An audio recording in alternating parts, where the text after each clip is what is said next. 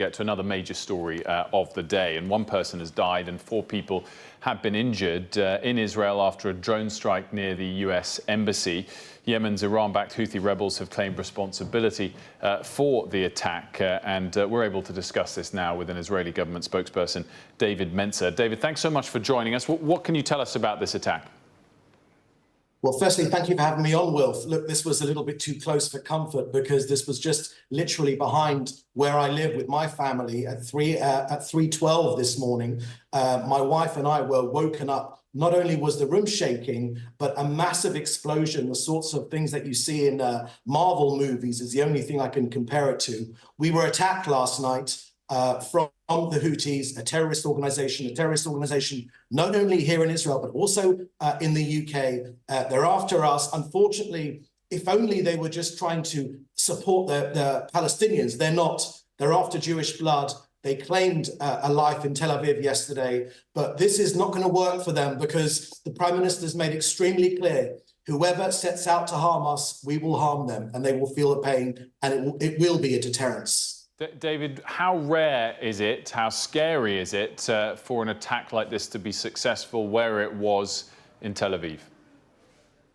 Look, Wilf, Israel has an extremely impressive array of defensive technology to take care of these sorts of things. And we're getting sometimes 90, sometimes 95% of success when it comes to these sorts of attacks. This one slipped through, which made it all the more shocking. But let's not forget, this attack came just meters away from the branch office of the US embassy here in Tel Aviv, not in the embassy itself, which is in our capital in Jerusalem, but their branch office here in Tel Aviv. So it's unclear at the moment whether that was their target. But either way, it claimed the life of a Tel Avivi who was doing nothing more than sleeping in his bed. This was not a military target. This was a civilian target. They went after our people. They killed one. But our policy is extremely clear. Whoever sets out to harm us, they will be harmed. Can I just ask, you mentioned the Prime Minister there. He was due to go to New York, to Washington, excuse me, to meet with President Biden. Many reports that meeting is now off. Can you give us an update on that? The latest information I have, Wilf, is that that meeting is very much on. The Prime Minister of Israel will become the international leader that has spoken to both houses of Congress more than any other international leader ever before in history.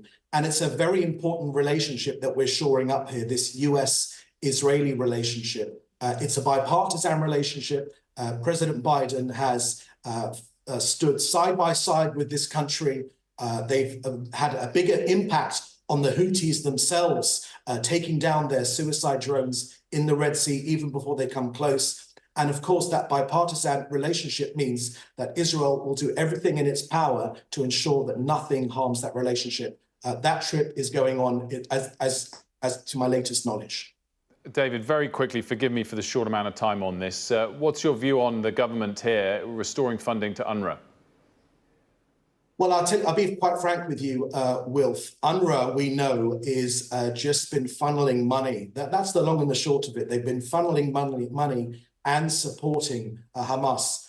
We've provided all this evidence internationally to the government of the UK as well. It's a big mistake, I've got to tell you, because we've got evidence as long as your arm to show the complicity, the nexus between UNRWA and Hamas. I'm sorry I gave you so little time on that final question. We thank you so much for joining us, particularly about the incident in Tel Aviv. Thanks for watching. Drop a comment below. Don't forget to like, share, and hit subscribe to stay updated with our latest content. Until next time, stay informed and inspired. This is Dejobnik signing off.